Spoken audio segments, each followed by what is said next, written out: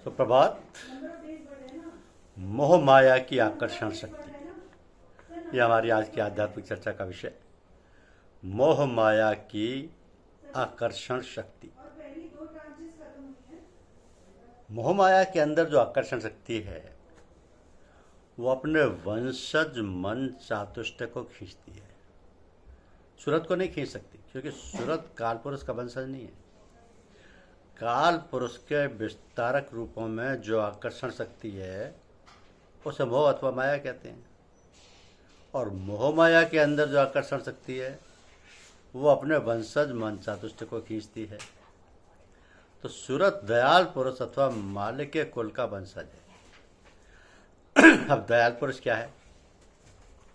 ये जो दयाल पुरुष के वंशज हैं ये ध्वन्यात्मक शब्द हैं, जैसे प्रकाश, प्रेम, दया, सूरत।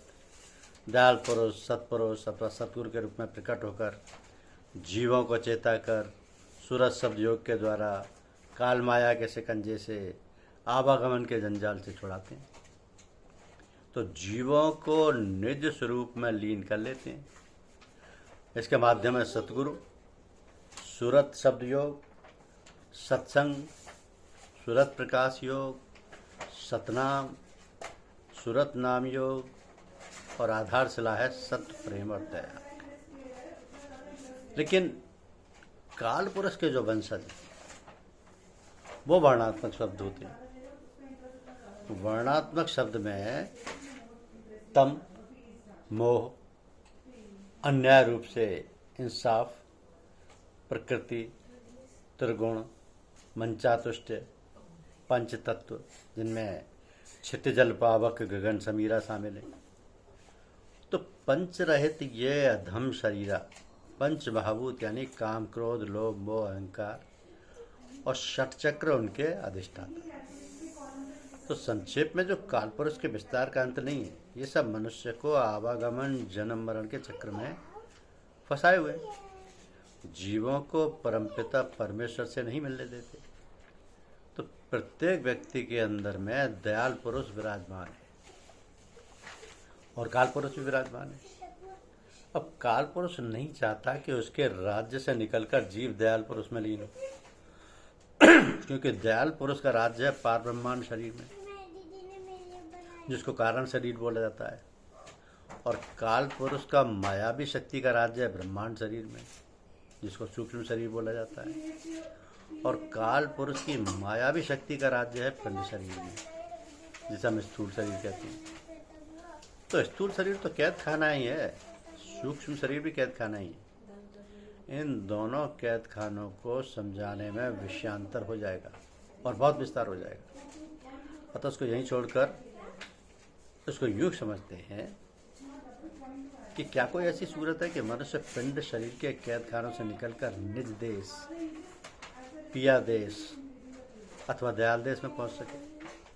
ये प्रश्न है और इसका उत्तर है हाँ, ऐसी सूरत है। तो संत सतगुरु ने बड़ी दया करके ये युक्ति बताई है कि जिससे जीव इन कैद खानों से निकले। और गुरुवाणी ये है कि आप प्रकटे इस जगत में जीव का आज सुधार लें, शब्द ना बनाए सुंदर जीव दुखित उबार लें। प्राण तन मन कर्म वाणी सब है अर्पण लीजिए, मैं हूँ शरणागत तुम्हारा दास अपना कीजिए। यह है सूरत। अब सतगुरु प्रकट हुए जीवों के उद्धार के लिए। सहज युक्ति, सहज योग, सूरत शब्द योग बतलाया। मगर सहज योग जिसे सूरत शब्द योग कहते हैं, इसको कोई करता नहीं। दुनिया सहज योग चाहती नहीं, दुनिया कठिन क्लिष्ट पेचदार योग चाहती है। तो सूरत शब्द योग की विशेषता देखें कि सूरत सुषुम्ना नाड़ी के अंतर चैतन्य शक्ति की धारा को कहते हैं। चैतन्य शक्ति की धारा कारण शरीर से सूक्ष्म शरीर में उतरती है, तत्पश्चात पिंड शरीर में उतरती है। तो सूरत पार ब्रह्मांड यानी कारण शरीर के मध्य में सतलोक के ध्वन्यात्मक शब्द से प्रकट होती है। और शब्द से सूरत एवं सूरत से शब्द गुथा हुआ है। अब जीव कई जन्मों से पिंड शरीर के सुख दुख रूपी कैद खाने में जकड़ा हुआ है। ऐसे छुटकारा पाने के लिए सबसे सरल, सबसे सहज और सबसे सटीक युक्ति है सूरत शब्द योग।